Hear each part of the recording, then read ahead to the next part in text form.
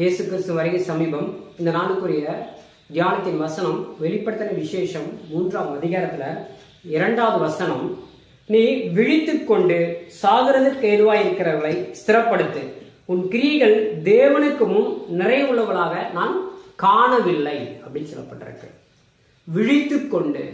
அப்ப இதுக்கு முன்பாக நம்ம எப்படி இருக்கிறோம்? தூங்கிட்டு இருக்கிறோம். இதற்கு முன்பாக நம்ம எப்படி இருக்கிறோம்? ஒரு செத்த டெட் பாடி போல காணப்படுகிறோம். செத்த டெட் பாடி போல காணப்படுகிறோம். அதற்கு தான் 1வது வசனத்துல கர்த்தர் சொல்றாங்க, உன் கிரியைகளை நான் அறிந்திருக்கிறேன், இந்த உலகத்தை நீ என்ன பண்ணிட்டு இருக்க எல்லாத்தையும் நான் அறிந்திருக்கிறேன். நீ அப்படி இருக்கிற பட்சத்துல நீ எப்படிப்பட்டவனா இருக்கிறா? நீ உயிரோடு தான் இருக்கிற, ஆனா என்னுடைய பார்வையில நீ செத்தவனை போல காணப்படுகிறான்னு சொல்லப்படுற.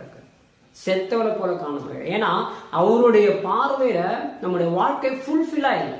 கர்த்தருக்கு முன்பாக கர்த்தர் சந்தோஷப்படுகிற அளவுக்கு இல்லை. கர்த்தர் மகிழ்ச்சி அடைகிற அளவுக்கு இல்லை. ஏன்னா இந்த உலகத்துல கர்த்தரால் தெரிந்து கொள்ளப்பட்ட பிள்ளைங்களுக்கு கர்த்தர் கொடுக்கிற ஜாப் என்ன தெரியுங்களா? அநேகர் ஸ்திரப்படுத்தணும். அநேகர் இந்த உலகத்துல மரித்து போய் கொண்டிருக்காங்க. எல்லாருமே தான் நம்ம மரிக்கிறோம். கர்த்தருடைய வார்த்தையை ஏற்றுக்கொள்ளாத ஜனங்கள், கர்த்தருக்கு விரோதமாக இருக்கிறவர்கள், கர்த்தருடைய வார்த்தைக்கு எதிராக முறுமுறுக்கிறவர்கள், கர்த்தருடைய பிள்ளைகளுக்கு விரோதமாக எழும்புகிறவர்கள், இவங்க எல்லாம் எப்படிப்பட்டவங்களா காணப்படுகிறாங்கன்னா கர்த்தருடைய பார்வையில அருவருப்புள்ளவங்களா இருக்கிறாங்க. ஆனால் கர்த்தருடைய இரக்கம் அவங்க கிடைக்கணும்னு கர்த்தர் விரும்புறார். ஏன்னா ஏசப்பா சொல்றாங்க வேதத்துல, சாகருடைய சாவை நான் விரும்புகிறது இல்லை அப்படின்றாரு. எல்லாருக்கும் அவருடைய வார்த்தை போகணும். அப்ப அது போகணும்னா நாம தான் அவருடைய பிள்ளை, நாம தான் என்ன பண்ணுவோம்? அநேக வார்த்தைகளை ஜனங்களுக்கு கொண்டு போகணும். அப்ப அந்த வார்த்தைகள் நம்ம சொல்லாதபடி இந்த உலகத்தை நம்முடைய காரியத்தை நம்ம செய்து கொண்டு இருக்கிறோம். அப்பதான் சொல்றாங்க, நீ விழித்து கொண்டு சாகிறதுக்கு ஏதுவா ஸ்திரப்படுத்து. அவங்களுக்கு வார்த்தை சொல்லி அவங்களை உயிர்ப்பி, அவங்க வார்த்தையை சொல்லு. வருகிற நாட்டில் நடக்க போகிற காரியம், உலகத்துல கடைசி காலத்துல நடக்க போகிற காரியம், நான் வருகிறதுக்கு குறித்தான காரியம், ராஜ்யத்துக்கு குறித்தான காரியம், நான் என்னென்ன வேதத்துல நான் வார்த்தைகளை கொடுத்திருக்கிறோனோ, ஊழியக்காரங்க மூலியமாக, அப்போஸ்தலர் மூலியமாக கொடுத்திருக்கிறோனோ, இப்போது சபைகளுக்கு தெரியப்படுத்திக் கொண்டிருக்கிறோம், எல்லாவற்றையும் நினைப்பன கை கொண்டு அவங்களுக்கு நீ சொல்லு அப்படின்றார் கர்த்தர். பாருங்க, அநேகர் இந்த வார்த்தை கேட்காம மரித்து 2ஆம் மரணமாகிய நரகத்துக்குள்ள தள்ளப்பட போறாங்க.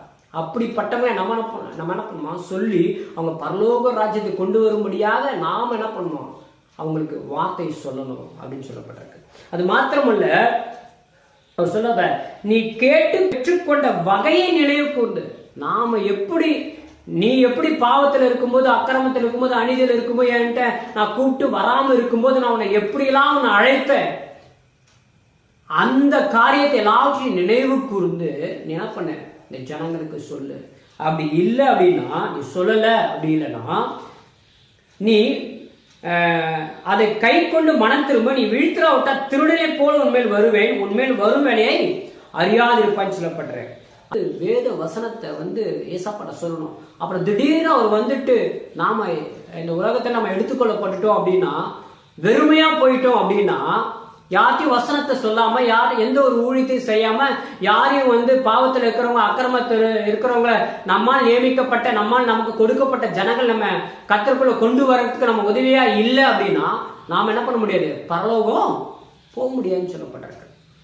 அப்படி இருக்க பட்சத்தில் நீ செத்தவனா காணப்படுகிறான்னு சொல்லப்பட்ட, உயிரோடு இன்னும் நீ செத்தவனா இருக்கணும்னு சொல்லப்பட்டிருக்கு. அப்போ பாத்தீங்கன்னா கோமா ஸ்டேஜில் இருக்கிறவங்க எப்படி இருப்பாங்க அப்படின்னா, அவர் உயிரோடு தாங்க இருக்கிறாங்க, ஆனா அவரால் ஒண்ணுமே பண்ண முடியாது. கோமா ஸ்டேஜ் இருக்கிறவங்க ஒண்ணுமே பண்ண முடியாது. பார்க்கவும் மாட்டாங்க, பேசவும் மாட்டாங்க, சாப்பிட மாட்டாங்க, எதுவுமே கிடையாது. டெட் பாடிக்கு தான் சமம் அவங்க. அப்படிதான் நாம இருக்கிறோம், கர்த்தருடைய வேலை செய்யாம இருக்கிறோம் அப்படின்னு சொல்லிட்டு கர்த்தர் சொல்றாரு. அதனால கர்த்தருடைய வார்த்தையை சொல்லுங்க. இந்த உலகத்துல உபத்திரம் உண்டு. வருகிற காலகட்டங்கள்லாம் ரொம்ப மோசமா இருக்கும். நம்முடைய பிள்ளைகளுடைய காலகட்டங்கள், அவங்க வாலிபத்துல வரும்போது வருகிற காலகட்டங்கள் ரொம்ப மோசமா இருக்கும். 10 வருடத்துக்கு அப்புறம் நினைத்து கூட பார்க்க முடியாது. 10 வருடமா, இன்னும் 5 வருடத்துக்கு அப்புறம் என்ன நடக்கும் கூட தெரியாது. அப்படிப்பட்ட மோசமான காலம் கொண்டு இருக்கிறது. நம்ம எல்லாருமே ஊழியம் செய்யணுங்க.